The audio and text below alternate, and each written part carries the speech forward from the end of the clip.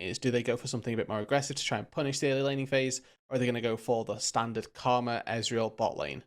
Yeah, it looks like it, to be honest, in terms of what they're hovering. But yeah, it does potentially seem to be a repeat, I would imagine, here of the Twitch Renata lane that we saw. It's kind of Twitch Renata and then Kalista Renata are the two more prominent versions of that. I think you could also do the Aphelios if you wanted to, but it's really about Ektik what he wants to play. I would like to see him on another champ, but I can understand if he does pivot towards that.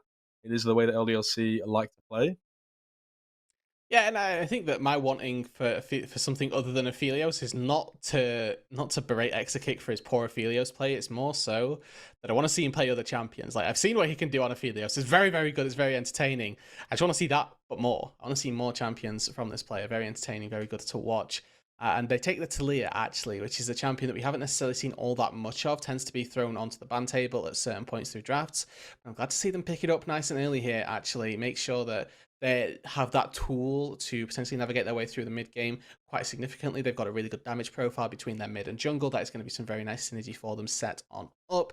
Likelihood is that on 4 they'll be able to take an ADC, and now Misfits Premier are likely to ban away those powerful lanes that you alluded to, the Twitch. The Aphelios probably going to get taken off the board as well, with Kalista already out of the table. It looks like Exakick may have to default back to something a little lower down on his priority table.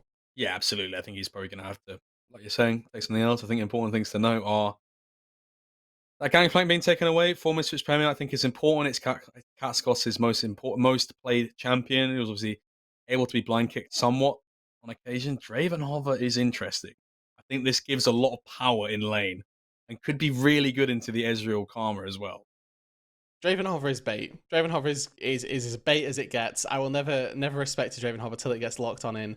But for Misfits Premier, right, they've got this very non-committal composition thus far. They've got Volibear that likes to go diving, but they can really go anywhere with their 2 solo lanes as to what they want it to be. The Xayah is a pick that, taken specifically here into the Volibear, I suppose, because it's so good at preventing him from diving on top of you, and it also can be that late game hyper carry with the enhanced attack speed that you get from the W of Xayah. So you really can be a very lethal damage source. Mr. Premier, I would like to see this actually go something like a Jace in the top lane if you're confident enough to blind that Jace. Would love to see this style of composition just go for pure poke. You can use Volibear as a front line as opposed to an engage source, and you can just use Karma to really use disengage tools more so than anything else. I think it's a really risky thing to do into Ragnar if they do choose It to go is. for that. But Misfits Premier needs a little bit of risk here, I feel like. 1 and 4, obviously. A lot of that owing to some behind the scenes issues, but obviously with their roster now, second game now, start picking up these wins. It's a bit of a different style. We'll see them go for the Scion Blind. Don't throw down the gauntlet. Understandable. It's a different style though. I feel like Misfits Premier. They're playing a much more early game oriented thing style. In terms of we Yeah, they see need them built to towards late game win conditions a lot of the time. This is much more early game to me. need to get some. You're quite right. They need to get some early game. That mid game spike of these champions is truly off the charts. Where I think that as we go later into the game, the scaling aspects of LDLC are really going to start to ring through. Gwen, Xayah, and Talia all do a ton of damage in the late stages of this game.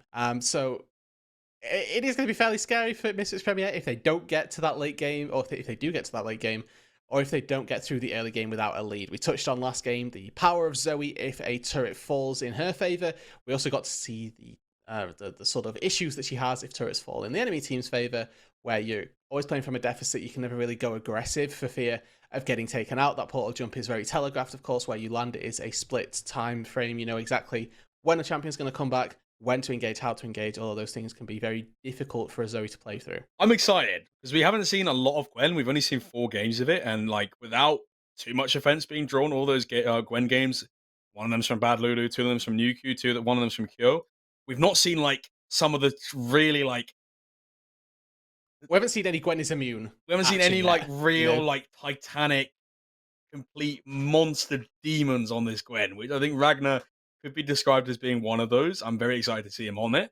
Trying to draw some statistics here. I'm trying to remember. He has like very good win rate on the Gwen. I'm pretty sure one of his more played from season 12. He has 3. How about we give you some time to research? Yeah, hop into the game, and we'll get the answer on the backside of this. No worries. Anyway.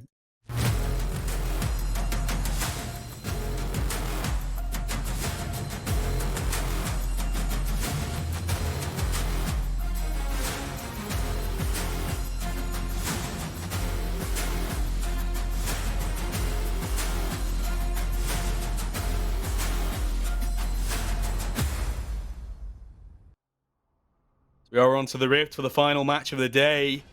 A long day of League of Legends. It's been some wonderful matches. LDLC pairing up now against Misfits Premier ahead of their very, very busy Super Week, looking to round it up here. Somewhat of an early centric composition in contrast to what Misfits Premier has built before. Misfits Premier struggling in a lot of their outings on this Rift, and LDLC by contrast, slow and steady wins the race, but it wins the race every time for LDLC. They have controlled, disciplined style. Carried on from that summer, carried on from that spring split, carried on from EU Masters. I'm expecting to see VA go, oh yike. VA pick that pays dividends for him. He's very, very good on this champion.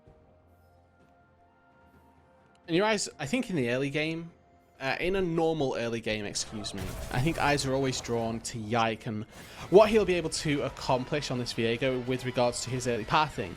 I think this game in particular, we need to look at what Misfits Premier start setting up from the get-go. Our eyes should be drawn towards Zanzara and what he's going to be able to accomplish, what the bot lane of Misfits Premier can really get away with early on, whilst we wait for that Xayah to start to scale up. We've got Ezreal Karma, which is a very powerful 2v2 lane that can tend to throw down, establish his priority very easily.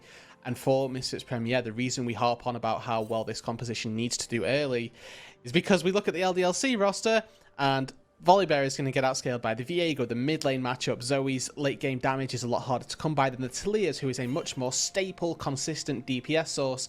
And for Woolite, there's a chance for him to be able to outscale Exakick, and that really does all come down to execution and to see who it is that can come out on top with those ADCs. But the onus really is on Misfits Premier. It's a really nice trade for LDLC. Reasons. Good trade for LDLC here. One of the points I wanted to bring up, as I think in terms of just contextual stakes here, we see Woolite and Vanda try and edge out an advantage here, but it is DOS and Exakick they're actually winning it for the most part. They do lose lane priority. You have to think about the stakes for a player like Yike here. Obviously, coming off the back of a very impressive split, coming off the back of very important EU Masters as well, in what was essentially his rookie split after playing LFL 2 previously, he's very much in that crop of, if you talk to people who know their stuff, he's very much in that crop of like, who is going to be going from the RL up to the LEC structure. Obviously, this time around, it was Haru from X7, previous split NLC, has moved up from those ranks into that LEC environment. Yike, very much one of the people on that ballot box. And he's up against Zanzara, someone who's recently moved down from that. So I think this is going to be a very interesting matchup in terms of Yike stacking himself up against someone who is in that was in that LEC environment up until recently. See whether he can really prove himself. Zanzara obviously proven himself on that stage, himself on the RL stage before that previously. One of the kind of interesting stakes that I wanted to just highlight quickly. Yeah, and it's why honestly the ERL system is honestly so good for development. It's all of these talented players from all of these different leagues that are all battling to get one spot in the league, and it makes every single game so important because you can't really put a foot wrong if you want people to think of you highly. Bot side though, Zanzara is here to try and punish this bot lane. Zanzara, it's the early gank onto DOS here. He's not able to flash away at all. This is exactly what we needed from Zanzara in the early game. We needed him to capitalize. Spoke about how Misfits Premier as a team in their previous iteration it was. Tink's playing these spam gankers. Shayak has found the engage. He finds a forward here. Yike is here though. The response is found. Zanzara's not going to be able to find too much on the back end of it. Zoe Bubble is going to mean that he gets stunned out here. Backwards, Vander is there. There's something so funny about a Volibear just charging at you and then immediately getting put to sleep. Really good play by LDLC's mid-jungle duo. They able to turn the tides of what was a good bot lane gank by Zanzara, and Shayak forces it or burns both summoner spells where Ica still has his flash, and that means that this Zoe now even more vulnerable in the mid lane than she already was up against a Talia who does have some decent setup. If you land that seismic shove, it really does facilitate Yike getting in there much faster and much easier.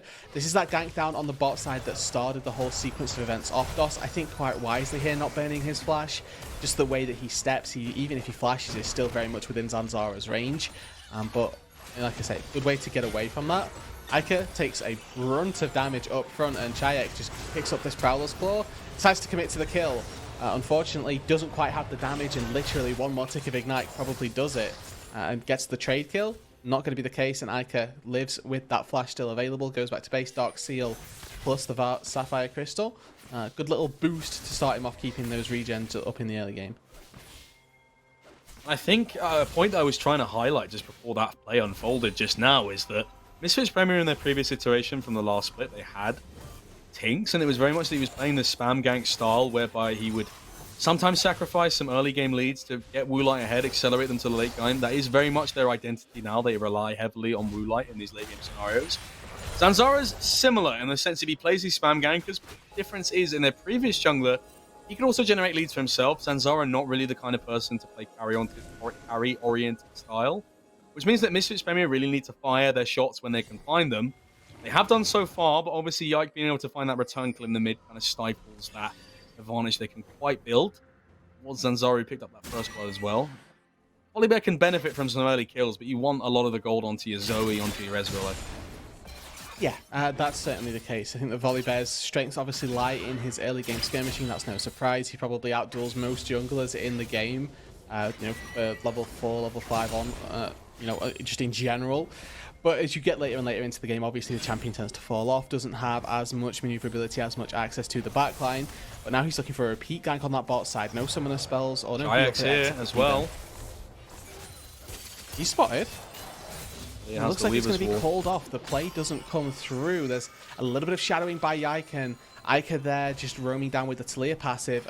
Don't know if that's whether a missed opportunity or whether they just didn't want to go for it. I maybe would have liked to see them pull that trigger so that they did get engaged and did get a little bit further ahead. I can respect the willingness to play safe, knowing that there's a Talia wall ready to come down. Yeah, absolutely. But I feel like when you talk about pulling that trigger, they kind of are forced into a position whereby they have to. Obviously have scaling options somewhat. Ezreal will get to a point where you can be useful in terms of the range he offers in contrast to Xayah, for example. But that Gwen is going to be absolutely unkillable on the sideline at a certain point. You have to enable win conditions for yourself. They do manage to get the dragon, which is very good for them. Now I want to see how can they set up around this Rift Herald. With a minute on its spawn, there is that opportunity that they're just going to use a good reset time from Vander to now go up to this top side, help secure vision in the top side of the Rift. They obviously don't have the completed Sightstone or the upgraded support item at this point. It will always be a Sightstone to me. I don't know if you're in the same kin, but the upgraded support item to have those wards, it's going to be a little bit difficult to try and set it all up, but Yike steals away 2 camps and has hit that level 6 mark.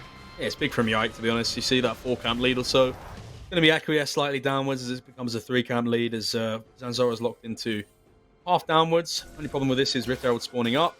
Yike is pathing straight back to his top side. He alleviates the ability for Zanzara to be on this top side, and I think this means that you see DOS kind of half committing. He's going towards the mid lane now. I think this means that after this red buff, potentially a Raptor camp as well. Yike has a really good opening here, especially with the priority that Ike will be able to get in the mid lane, for them now to go to the Rift Herald. Very chunk in the mid lane. Ica gets There's no mana. Actually. Oh, it's a really bad miss there. Ica tries to find a lot of damage. Yike doesn't have flash just yet. Zanzara is chasing in here. Yike is trying to stun over the wall. Vander trying to stun up as well. And this is the fray. This is the Rift Herald spawning in. It's the news headline of this minute mark. 8 minutes now. Honestly, a little too much there from Ica. Forced to flash there where could have backed off a little bit earlier. There's a Talia now that is potentially very vulnerable to ganks. One bubble hits and all of a sudden there's a very real possibility that Zanzara just gets into that lane, takes a kill down. But it is the Rift Herald secured by LDLC. Despite that priority, DOS actually just forced to flash in the mid lane as well. Actually goes down, Zanzara finds it, so Herald secured, it's a kill, traded in the mid lane. The jungle support duo here for Misfits Premier making moves through the bot side of the LDLC's jungle. Yeah, this is going to mean the ultimate from Zanzara. I think it's a good thing for LDLC that they managed to get that additional clause that I talked about from those 2 camps being taken by Yike. He then was able to transition the game into that Rift Herald for themselves. DOS, unfortunately, a victim of that tepid move down to the bot side. Didn't account for it, didn't go the long way around. Wanted to get that wave, get that XP, reach that level 6 mark, but it is going to mean a kill. It is another kill onto Zanzara, which is not, I have to stress this, it's not exactly where you want your gold going for an early game centric composition that Misfits Premier has. And it is going to be this tank Volibear, we sort of expect this, but just to confirm, even with those 2 kills, that's the play. In the mid lane, it's just a flash stun. Turning off the turret here is fairly rudimentary Volibear play early on, and the escape potential just to go down. Our producer doing DOS a little dirty, but it's still good cinematics all the same. Actually, I'm not too unhappy about that, because I don't know if you know like the actual lore behind Renata, but a very bad woman, to be honest. She's an arms dealer. Well, I didn't know that. Did you not know that? She's an arms dealer, I believe. within the Arcane universe, she's the one who like owns all the places that utilize bad things. I think chem fog, whatever, to like make weapons that are akin to like chemical warfare. Someone who's a lore buff in the chat will be able to correct me if I'm not wrong. I'm not the best with stuff like that, but I do believe that is the case. Anyway, I'm sure Doss is a nicer guy. He's obviously not having a nice time of it so far. Hopefully Doss isn't a weapons dealer in his spare time. That would doesn't find the time. He plays for the best team in the LFL. Yeah, it would be difficult. It would be difficult to juggle those responsibilities. Herald on the top side, though, it's going to give a little bit of gold over to Ragnar, and also, of course, over to Yike, but not particularly the aggressive Herald that we usually see, and not one that's going to be, I'll say, particularly impactful through the earlier stages here, as it's a couple, actually 3 plates that go over, so decent enough value on it. As far as that goes? Yeah, I'm completely fine with this, to be honest with you, from LDLC. Seeing Zanzara around the back here. Diego is here, though, so he's kind of... If Doss can find a stun here, it might be a bit difficult for him to get out here. He comes back, and this is just a really bad misstep from Zanzara here. Doesn't have flash, tries to look for a dive here, and LDLC managed to surmount themselves before that dragon spawns as well. Pretty bad death from Zanzara. Chayek might get engaged on as well. Weaver's Wall comes out. Ica, and he finds a stun. Bubble comes out. Chayek walks away, has to flash, though. And the very small window of period where we had Disco Talia on our Rift, Cleanse Ghost, Ica rolls through, does force the flash from Chayek, makes the mid lane now once again a hot point for congestion, but neither side particularly punished either mid laner for not having a flash too much. It's been a lot of we'll burn the flash, come back at a later date that never appears to happen. Right now, though, LDLC on vision, going to take this Drake. It is secured by Yike, and the escape should be fairly successful. Difficult for them finally. Hostile takeover comes out. Wooler has to flash out. Zanzara is going to get hit here. Exit kick over the wall. Doss gets taken out here. Flash wall from exit kick means that Woolite dies almost immediately. 1-for-1. Yike gets another one. On the Ezreal now. How good's your ADC? Come on, Yike, let's see it. This isn't maybe the... I think the equivalent is... So when you steal Aphelios is the equivalent to stealing GP. Like, how much do the junglers play ARAMs, you know? 1-1-3's GP is better than a lot of GPs in this league. I'll let you know that for a fact. That is true. That is true. I'd like to see him steal an Aphelios body and try and kite. That'd be something different, though. True. Very true. Whether LDLC though can continue to kite out this early game. There you go. That's my Don Jake segue for the day. Ooh, kite their way through this early game and put themselves in a pretty good spot, because right now they're 1k gold up. They're a team that we were saying didn't have to win early, but the fact that they're slightly ahead certainly bodes well for them.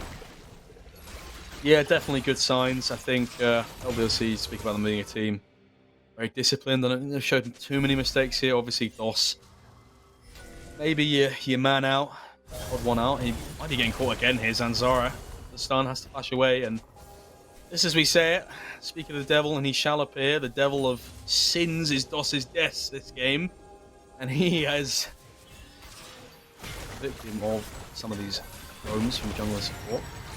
Rage from Ica onto the mid lane. Jayek doesn't have flash here, and there is off to the side. Ica might just go for this with one more Q. He finds it. You look like Vander would go in and help him there, but he finds it completely. And Zara has to ult over the wall as well. It's going to be mid lane control going over to LDLC once again. Just really good play around the mid lane. I mean, Ica steps up huge, finds the solo kill onto Chayek, that flash burn from earlier. Come home to roost, finally, we get to see a little bit of punishment by the LDLC team. It was just a little bit of presence shown by both supports. It wasn't ultimately a solo kill, right? Yes, the kill credit says so, but there was a lot of external factors going into that, which meant that Vander couldn't get in and try and help out. Either way, they force the ulti out of Zanzara, they get a kill in the mid lane, and overall, very nice play for the LDLC bots mid side of the map. Now they're going to try and defend up against this tier 1 being taken down, but Exakick himself takes a brutal amount of damage. Ooh, hostile takeover. Woolite. Very strange aggression from him there. He does have to get out of there rather quickly. Yike is here. Yike is here. Woolite, what are you doing, man?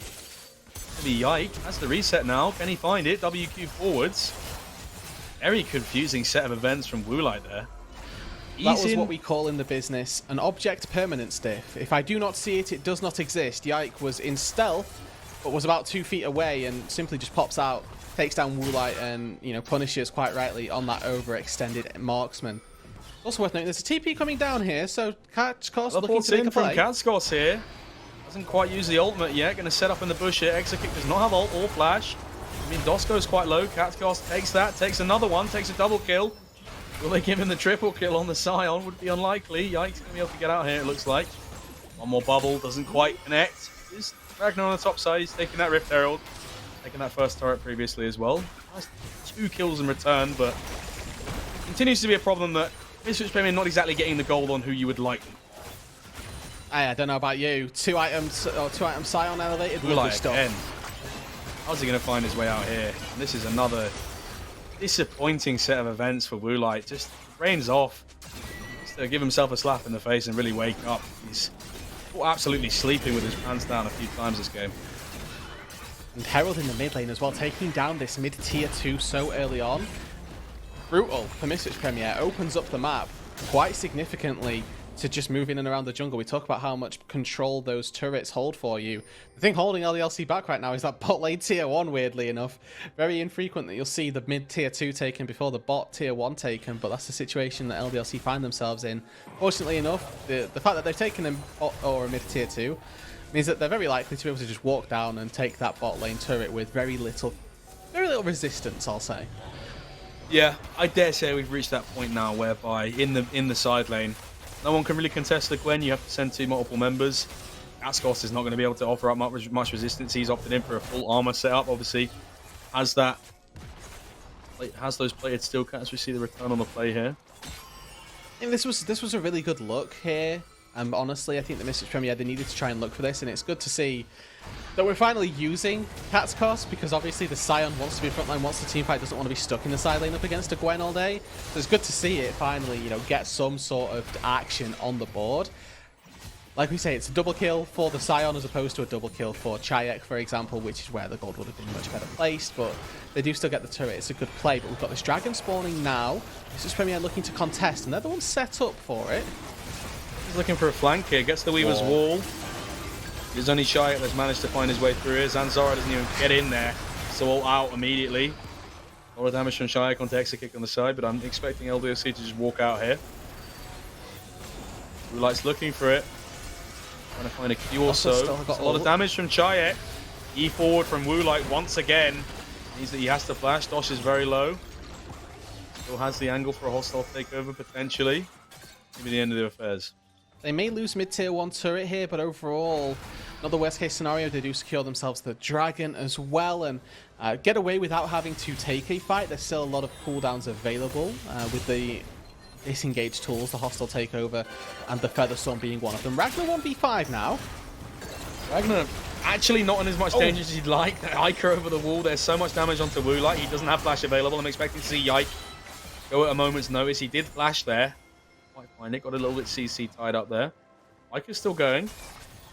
I mean, look at Exekick. Yeah, great stuff. Down on the spot side, he's completely free hitting. He'll be likely to be able to get this turret. Has got ulti as well. Flash plus heal available. You're getting engaged on here though. Has to ultimate out. Has to teleport in response, Ragnar. And it just feels like every question that Misfits Premier posits to the condition of the game, LDLC just has an answer. Misfits Premier doesn't like any of the answers, I can promise you.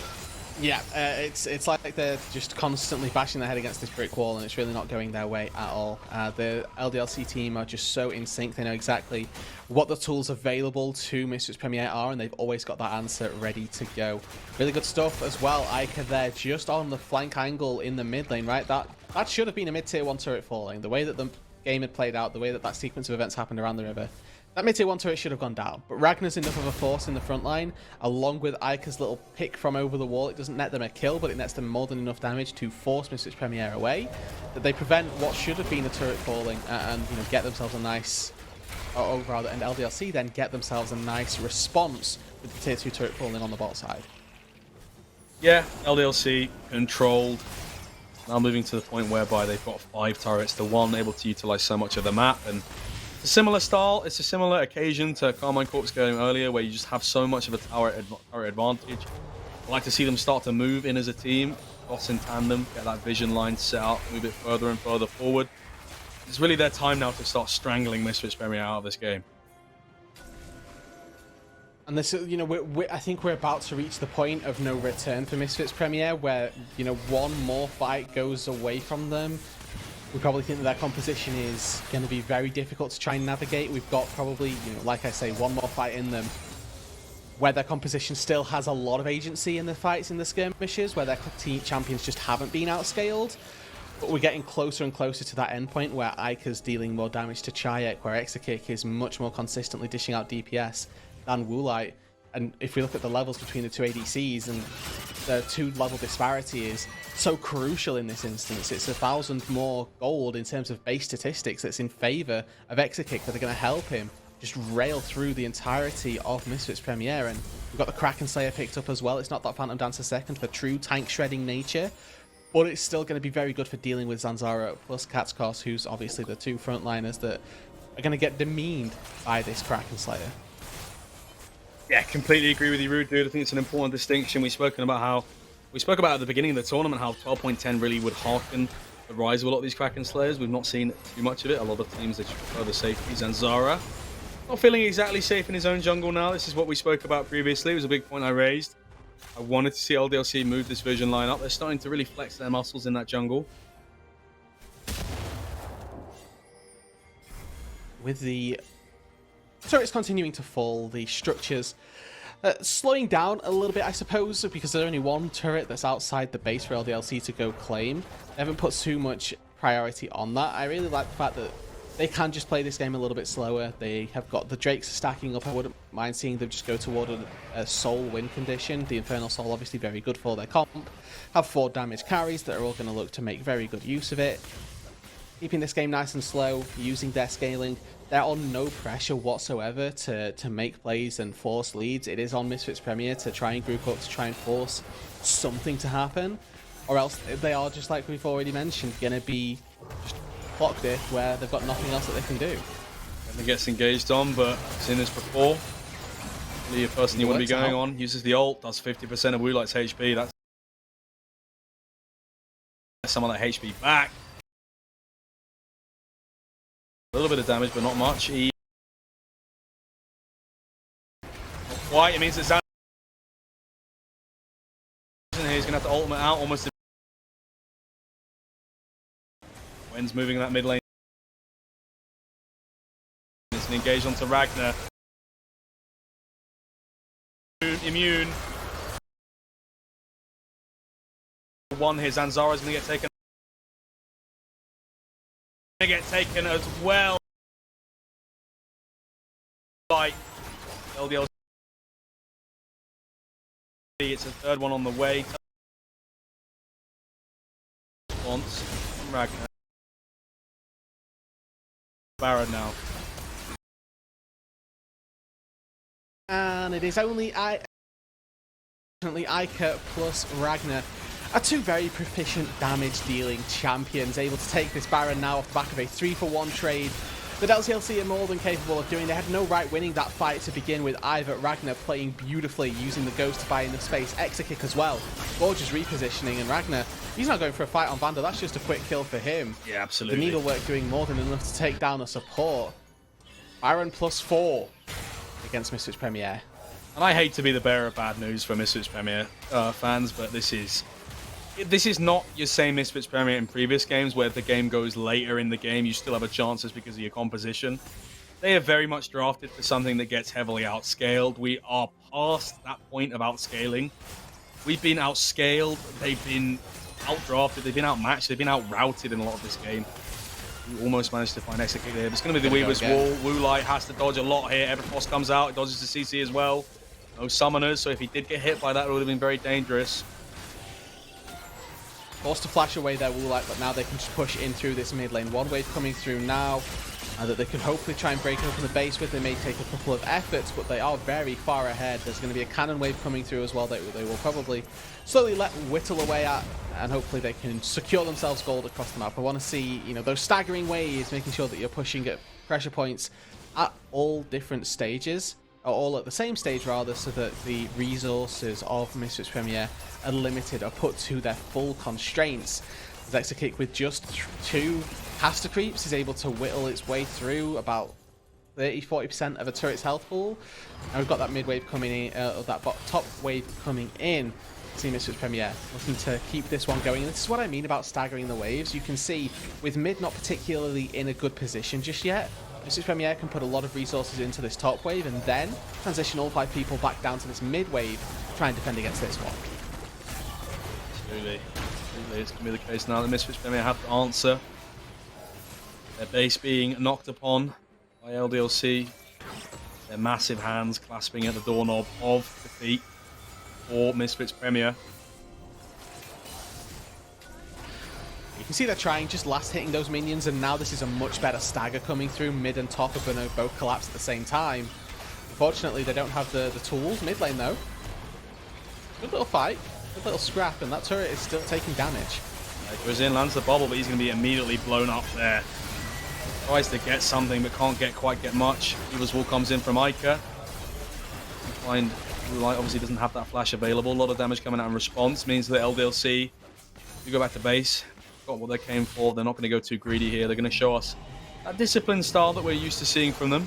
Ica does have that teleport to come back to the fray. I can see him buy his item and come back. Really good stuff. Really good from LDLC. They've got teleport as well available on Ica on Ragnar soon if he wants to try and get back to base. Ica just constantly playing this poke harass style from the side.